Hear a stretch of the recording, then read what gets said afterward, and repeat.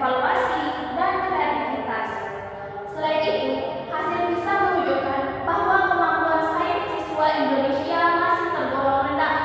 Kondisi ini menunjukkan bahwa kemampuan hot siswa belum berkembang dengan optimal. Karena itu, dalam penelitian ini, saya mengusulkan solusi berupa e-modul fisika berbasis hot untuk membantu siswa belajar mandiri, berpikir kritis, dan lebih kreatif dalam memahami konsep fisika. Selanjutnya yaitu rumusan masalah. Dari latar belakang tersebut, terdapat beberapa masalah utama yang saya identifikasi. Yang pertama, kemampuan berpikir tingkat tinggi siswa masih rendah. Kedua, kreativitas siswa dalam pembelajaran fisika belum berkembang secara maksimal. Dan yang ketiga, media ajar yang digunakan masih bersifat konvensional dan monoton.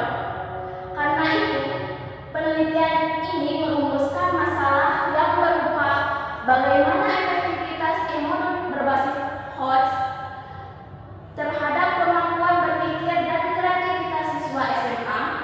Latar belakang masalah juga menunjukkan bahwa e-modul dapat menjadi solusi karena mampu menghadirkan pembelajaran digital yang interaktif dan berbasis masalah. Selanjutnya yaitu tujuan penelitian. Tujuan penelitian ini adalah menjawab rumusan masalah yang telah disampaikan, yang dimana tujuan pertama yaitu menganalisis efektivitas e-modul fisika berbasis hot dalam meningkatkan kemampuan berpikir tingkat tinggi. Yang kedua, mengetahui pengaruh e-modul terhadap kreativitas siswa dalam pembelajaran fisika. Dan yang ketiga, menilai kelayakan dan kepraktisan e-modul sebagai media pembelajaran digital yang inovatif dan interaktif di sekolah. Dengan tujuan ini, media penelitian diharapkan mampu memberikan kontribusi nyata pada pembelajaran fisika modern. Selanjutnya yaitu manfaat penelitian. Penelitian ini memiliki beberapa manfaat penting. Antara lain, secara umum, penelitian ini diharapkan dapat meningkatkan kualitas pembelajaran fisika melalui media digital berbasis hot. Dan dari sisi akademik, penelitian ini dapat menambah wawasan ilmiah mengenai efektivitas pembelajaran berbasis hot.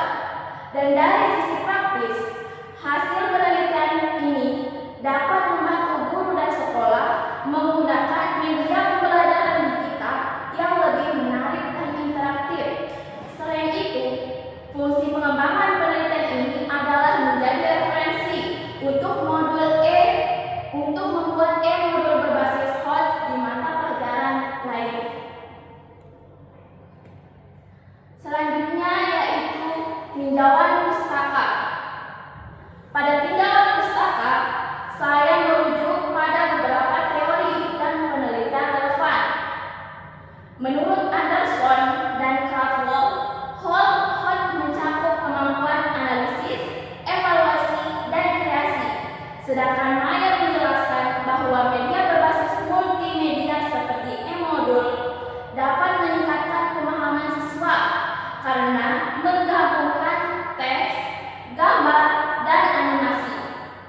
Dan dari sisi penelitian terdahulu menunjukkan bahwa e-modul berbasis PBL dan discovery learning terbukti meningkatkan hasil belajar dan kreativitas siswa. Sedangkan dari sisi penelitian terkini juga menunjukkan tren meningkatnya penggunaan e-modul berbasis hot sebagai inovasi pembelajaran fisika modern selama 5 tahun terakhir. Selanjutnya yaitu metode penelitian. Penelitian ini menggunakan pendekatan yang berupa kuantitatif, jenis kuasi eksperimen dengan desain pretest dan post-test control group design. Dalam desain ini terdapat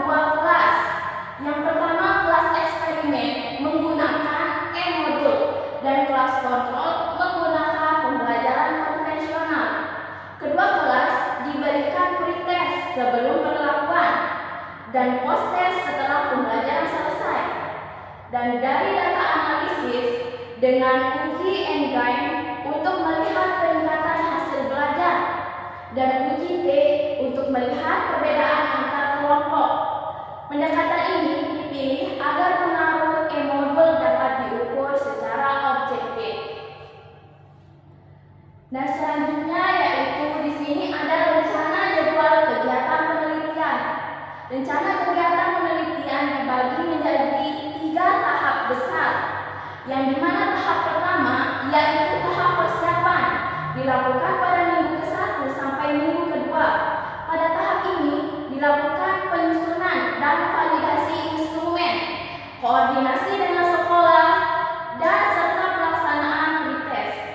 Dan tahap kedua yaitu tahap pelaksanaan dilakukan pada minggu kedua, minggu ketiga, dan keempat. Pada tahap ini, e-modul diterapkan di kelas eksperimen, sementara kelas kontrol tetap menggunakan metode konvensional.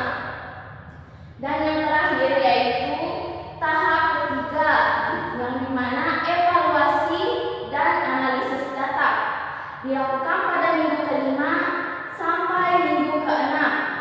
Pada tahap ini dilaksanakan post-test, dilanjutkan dengan analisis data menggunakan engine dan uji T, kemudian penyusunan laporan penelitian.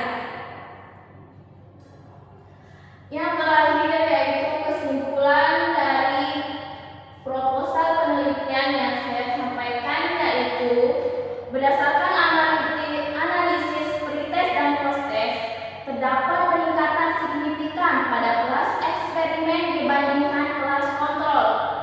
Nilai engine menunjukkan tingkat efektivitas yang baik, dan hasil uji T memperkuat adanya perbedaan signifikan antar kelompok.